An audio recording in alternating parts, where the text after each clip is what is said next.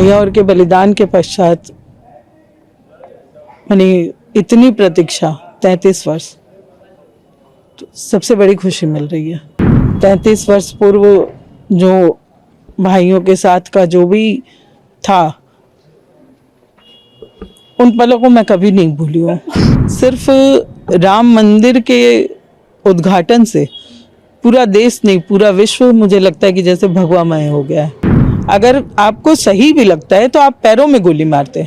आपको उनको रोकना था, आपको उनको जान से नहीं मारना था। उन्होंने जो कार्य कर दिया था, कितनों की गोद उजाड़ी और कितनों के माथे के सिंदूर को पोंछा उन्होंने। ये कार्य करके उन्हें क्या मिला? ऐसा कहूँ कि 7वें आसमान पर हूँ तो वो भी कम लगेगा। जीवन की 33 वर्षों में ये पहली सबसे बड़ी खुशी है। भैया और के बलिदान के पश्चात मैंने इतनी प्रतीक्षा 33 वर्ष, तो सबसे बड़ी खुशी मिल रही है। अच्छा, आपने भैया का जिक्र किया, 35 साल पहले एक घटना हुई, क्या याद है मतलब कितना याद है उस घटना के बारे में? मैं ये कहूँ कि मैं कुछ भी नहीं भूली हूँ। 33 वर्ष पूर्व जो भाइयों के साथ का जो भी था, उन पलों को मैं कभी नहीं भूली हूँ और वो हमेशा हमारे साथ रहे हैं।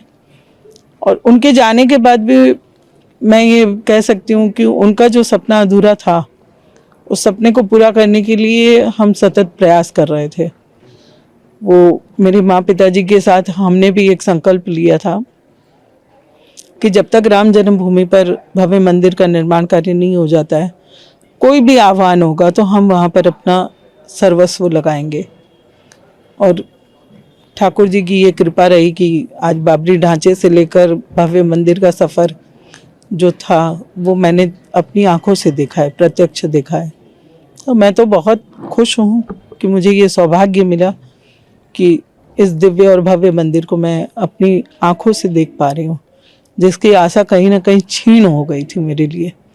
माँ पिताजी दोनों जन चले गए और उसके बाद मुझे नहीं लग रहा था कि शायद मैं भी देख पाऊँ। तो ऐसे में जब आज अपनी आंखों से मंदिर निर्माण कार्य को भी मैंने देखा है, पल पल बनते हुए उसे देखा है, और आज भव्य मंदिर का एक स्वरूप हमारे सामने आ ही चुका है, तो खुशी बहुत ज़्यादा है, गर्व भी है, खुशी भी है। मेरे भाइयों ने राष्ट्र के लिए अपने जो बलिदान दिया था वो सार्थक हो रहा है, उन्हें सम्मान मिल रहा है, बहुत खुश हूँ। कभी बीच में लगता था कि उनका बलिदान व्यर्थ चला गया? हाँ, 2014 से पहले ये बहुत ज़्यादा लगता था, क्योंकि जब आप राम की अस्मिता पर प्रश्न उठ रहे हैं, उनके सम्मान को ठेस पहुंचाई जा रही थी, तो राम भक्त तो वैसे ही अराजक तत्व की गिनती में आ गए थे।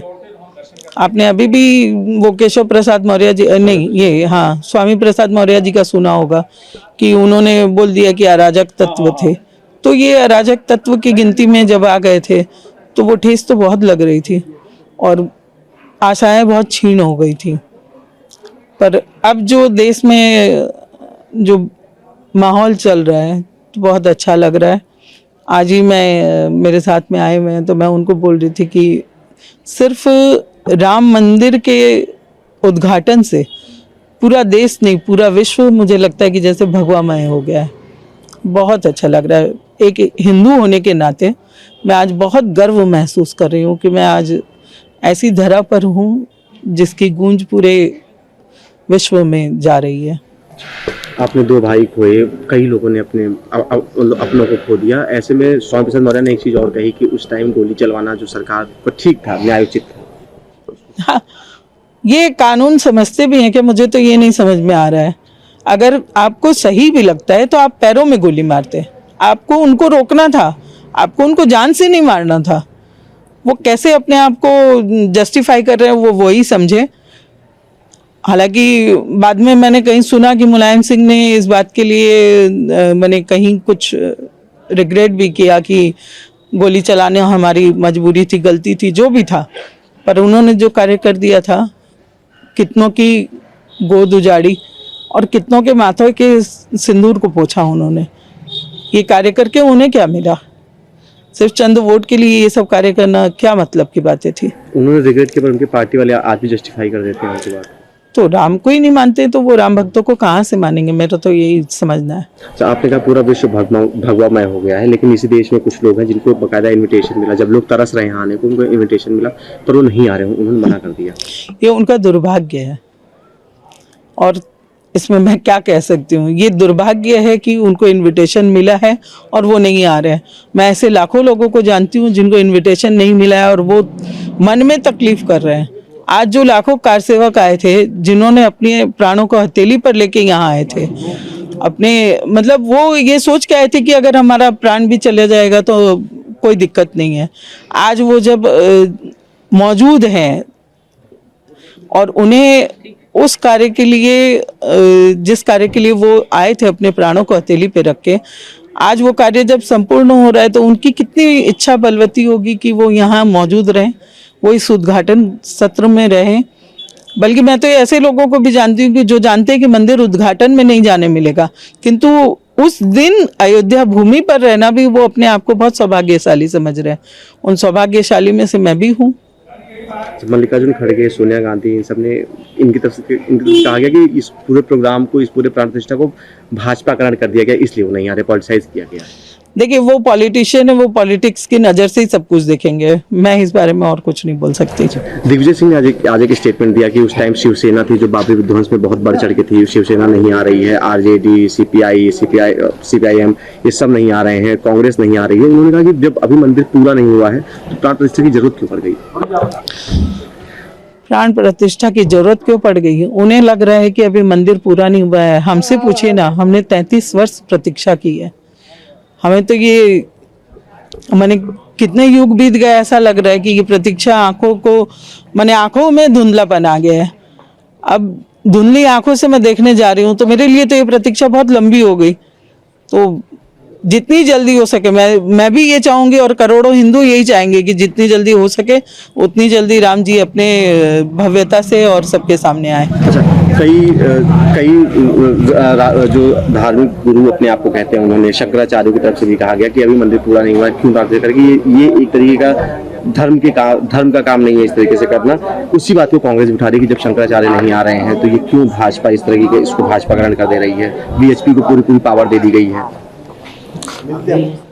देखिए, और तो मैं क्या बोलूं, शंकराचार्य जी पूजनीय हैं, उनके ऊपर मेरी कोई टिप्पणी मैं नहीं समझती हूँ कि करना उचित होगा। पर यही है कि हम वो सौभाग्यशाली हैं जो मंदिर उद्घाटन में रहेंगे और 33 वर्षों की प्रतीक्षा मेरी अपनी है, तो मैं तो बहुत खुश हूँ। बाकी जिनको जो लॉजिक समझ में आता है वो अपने हिसाब से काम करें। एक आखिरी सवाल, आपके दो बड़े भाई ने इसलिए अपना बलिदान दिया, उनके सपने को आज अपनी आंखों से आप पूरा होते हुए देख रहे हैं जी, तो क्या लगता है कि कितनी खुशी उनको मिलेगी जहाँ से वो देख रहे हैं? देखिए, खुशी तो मैं समझ रही हूँ कि आज वो समझ रहे होंगे कि उन्होंने जो बलिदान किया है वो सार्थक हो रहा है और उनके बलिदान को भी इतना सम्मान मिल रहा है, तो खुशी तो जरूर होंगे। आज मेरे माता पिता और दोनों भाई जरूर स्वर्ग से मुझे भी आशीर्वाद कर रहे हैं, क्योंकि उन्हीं का आशीर्वाद है कि मैं यहाँ रहूँगी। और खुशी तो मेरे हिसाब से ज़िंदगी की, जैसे मैं बोल रही हूँ कि मुझे सबसे बड़ी खुशी मिल रही है, वैसे ही उन्हें भी मिल रही होगी। अयोध्या में एक स्मारक बनेगा जहाँ पे कार सेवा करते हुए शहीद बलिदान हुए लोगों के नाम लिखे जाएंगे, आपके दोनों भाइयों के नाम वहाँ कुछ चरण होंगे। कितनी बड़ी आपके लिए गौरव का क्षण है ये? हजारों वर्षों के लिए मंदिर है और हजारों वर्षों के लिए उनका नाम अमर हो रहा है, तो बहुत ज़्यादा गर्व महसूस कर रही हूँ इस बात के लिए।